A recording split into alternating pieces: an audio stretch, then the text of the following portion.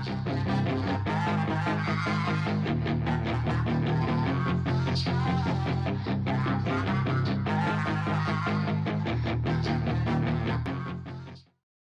up, guys? Barry Gaming here, back with some more Idle Heroes, and today we're gonna do, I don't know if guide is necessarily the right word for it, but I'm gonna try to give you guys my opinion on what you should be doing with the brand new thing that everybody with E5s has, and that is the Imprint system, the Imprint map. So previously we had this little tab down here for our sword flashias. Of course, like 99.9% of the players couldn't do this because, yeah, you got to pay for the hero. Not going to happen. So, not everybody knows exactly what's going on.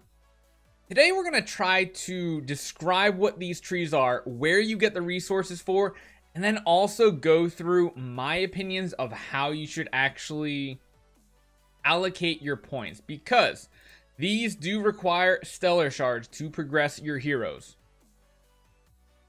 You can refund them, but there's multiple different ways to go about doing it. So let's jump into it. What are the imprint trees? Well, in the Void, let's jump all the way out gate to the Void. Both in Realms Gate and in the Vortex, two of the resources that you can actually get are these stellar shards. These stellar shards are going to be used for every single hero, not just Transcendence heroes. In the future, we already have our first batch of heroes, and we'll get more down the road as well. But this is how you're going to be upgrading your new Void Imprint tree. Pretty much what I kind of see it is just further enabling your heroes. We'll check out Russell here. Brand new, empty map. So yeah, there are some differences. We'll touch base on that as well between Transcendence heroes and normal heroes. So let's jump into that first. I think the best thing to do is kind of go over what each node is for. So there are 4 groupings of nodes. Each have 3 of these little nodes, and then of course the big skill upgrade. So first one in each grouping here is going to be HP. The second one is attack, and the third one only goes up to level 10, but that will give HP and attack. So this node right here is different with regular heroes versus Transcendence heroes, because every single normal hero have these just raw stats kind of baked in. They don't get that special node that heroes like Sword Flashia does. You'll notice they are purple nodes on here. These nodes let you change what their kind of raw stats are on the hero. So that's kind of where they make up the difference on Sword Flash, because, I mean, not like she needs it, but Sword Flash doesn't have raw stats baked in. That's the difference. So that is going to be where the one difference is. You're going to see some people that have a purple node. That's only going to be for heroes like Sword Flashia and soon to be Scarlet Queen as well, the next Transcendence hero. But yeah, essentially what happens is you're going to upgrade these skills, and then once you get to your first ability, essentially your passive skill, you are going to have to upgrade it with a 10 star. So very much like upgrading a hero from E2 to E3 or 4 or 5, you're gonna need that 10 star. You just don't need hero copies anymore. So they cut it off like, all right, you guys already need tons of hero copies. We're not gonna make you farm anymore. So that's not too bad. That is decent. But every single one of these new heroes, you're gonna be buffing their passive skill first, then moving on to their second, finally their third passive skill, and lastly at the dead center is going to be the Radiant Arrow for Russell, which is the active skill. It's going to be the same for every single person, every single hero there is in the game. So, what does it cost to get to? So, essentially, if you want to get all the first 3 nodes done, and you want to get this ability unlocked right here, it's going to cost about 138,000 of the Stellar Shards. Now, as you move up the tree, it's not a static increase. It is exponentially. So costs about 138 to get to this node. To get to the second one, it's going to cost 762 total. The third one, 2.1 million. And finally in the center, just under 5 million. So you're thinking, well, I only have like 500,000 to $1 million, depending on how much you've been playing the Void. How am I supposed to, what am I supposed to be doing? I don't want to make many snakes. first off, let's cover one thing because we're actually going to do it on our hero as well. In the imprint map, don't worry about making mistakes. There is this refresh button. It costs 500 gems and you can get all of your fodder back and all of your crystals back. So you're good to go. I'm just over 1 million. But yeah, it's all it costs. So don't worry about making mistakes. So long as you got 500 gems, you can cover it. So the big thing here though, the big question a lot of people are asking, who do I void imprint? And there's a simple answer and there's a little bit more complex of answer. Let's start out with the simple answer first. Who is your hero? What is your lineup like? If you are a newer player, and when I say newer, I mean you have like an E5 hero, so you have this unlocked because yes, you do need to have an E5 hero to be able to do this. Who do I leveled up? The first question is, do you have Sealand 20 done in your first faction? So a lot of people are going to be building like a Horus or an Ithaca, something like that. Sadly, Horus not gonna pertain to, but you're gonna have Ithaca, you're gonna have heroes like Inosuke, Delacium, even actually Garuda doesn't count. So honestly, there's only a couple answers here.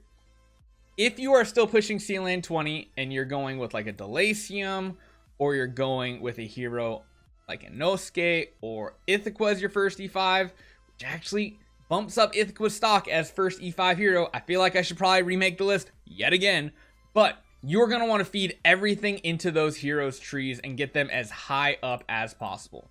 Why? Because the more damage and the more abilities they're getting, the easier Sealand 20 is going to be for you to finish.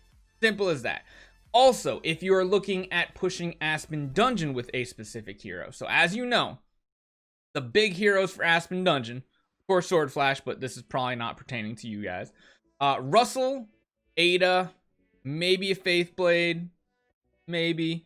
But mainly the big ones right now are your Tix copy, your Ada, your Russell, and then usually you have some supporting heroes. Kind of doesn't really matter who they are as long as they can beat certain waves for you. So, who should I invest in? I think Tix might be a great one if you're still pushing for Aspen Dungeon Death 100 and you don't quite have a Radiant or Splendid Punisher. Putting a lot of your investment into Tix would not be the worst idea so that he can actually one-shot a lot of these waves. It's really, really important.